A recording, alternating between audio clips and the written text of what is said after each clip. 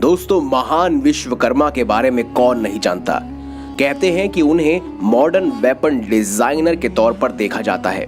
वो देवताओं और असुरों के वेपन डिजाइनर थे, यानी कि अस्त्र शस्त्र के निर्माणकर्ता। उन्होंने बहुत सारे महल भवन भी बनाए। साथ ही साथ उन्होंने बहुत सारी ऐसी चीजें बनाई जिन्हें आज के युग में एक तरह से अगर कहा जाए तो सबसे पहले इंजीनियर के तौर पे विश्वकर्मा को ही देखा जाता है। आज की इस खास वीडियो में हम जिक्र करेंगे भगवान विश्वकर्मा की और साथ ही उनके कुछ खास रहस्यों की। तो इस वीडियो को अंत तक जरूर देखिएगा। आप देख रहे हैं द भक्ति।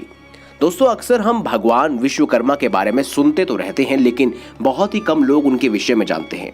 हम में से शायद कुछ ही लोग होंगे जो वास्तव में ये जानते होंगे कि आखिर विश्वकर्मा को देव शिल्पी क्यों कहा जाता है। चलिए ये भी आज जानते हैं। दोस्तों, स्कंद पुराण के अंतर्गत विश्वकर्मा भगवान का परिचय बृहस्पति भागिनी भवना ब्रह्मवादिनी, यानी कि विश्वकर्मा एक तरह के वेपन डिजाइनर थे। इस श्लोक का अर्थ ये है कि महर्षि अंगिरा के ज्येष्ठ पुत्र बृहस्पति की बहन भुवना ब्रह्म विद्या की जानकार थी। उनका विवाह 8वें वसु महर्षि प्रभास के साथ संपन्न हुआ था और विश्वकर्मा इन दोनों के ही संतान थे। कहीं कहीं भगवान विश्वकर्मा को ब्रह्मा जी का पुत्र भी कहा गया है, जिन्हें देवताओं के शिल्पी के रूप में जाना जाता है। इसके अलावा विश्वकर्मा भगवान को सभी शिल्पकारों और रचनाकारों का भी इष्ट देव माना जाता है। दोस्तों, विश्वकर्मा भगवान को ब्रह्मांड का रचयिता भी माना जाता है। ऋग्वेद के अंतर्गत इन्हें सर्वश्रेष्ठ सत्य के तौर पर भी उल्लेखित किया गया है। दोस्तों, भगवान विश्वकर्मा के किन किन स्थानों में उन्होंने कौन कौन से निर्माण किए, ये भी अब जानते हैं। वाल्मीकि रामायण के अनुसार रावण की सोने की खूबसूरत लंका का निर्माण स्वयं भगवान विश्वकर्मा ने किया था। वहीं पौराणिक दस्तावेजों के अनुसार माल्यवान, माली, सुमाली नामक 3 राक्षस भगवान विश्वकर्मा के पास गए और उन्होंने अपने लिए एक भव्य महल और राज्य का निर्माण करवाने के लिए कहा। और तब विश्वकर्मा भगवान ने उन्हें बताया कि इंद्र की आज्ञा पाकर उन्होंने ही त्रिकुट पर्वत पर बसी सोने की लंका का निर्माण किया था।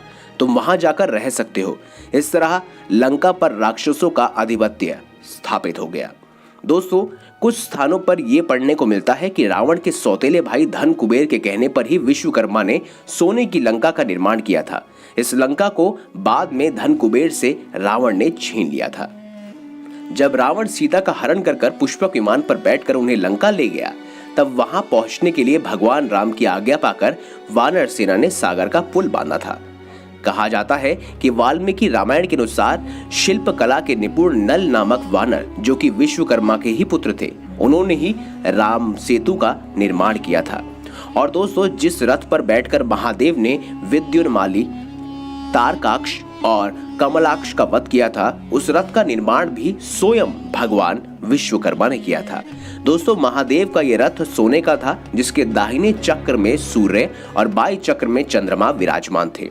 और इसके अलावा दाहिने पहिए में 12 और बाएं पहिए में 16 आरे थे। दोस्तों, कहा जाता है कि द्वारका नगरी का निर्माण भी स्वयं विश्वकर्मा ने किया था। जी हाँ, वहीं आपको बता दें कि द्वारका नगरी की लंबाई चौड़ाई दोनों ही 48 कोस की थी। वास्तुशास्त्र के अनुसार इस नगर में भवन, सड़कें, गलियां और चौराहों का निर्माण स्वयं किसी और ने नहीं बल्कि विश्वकर्मा ने ही किया था।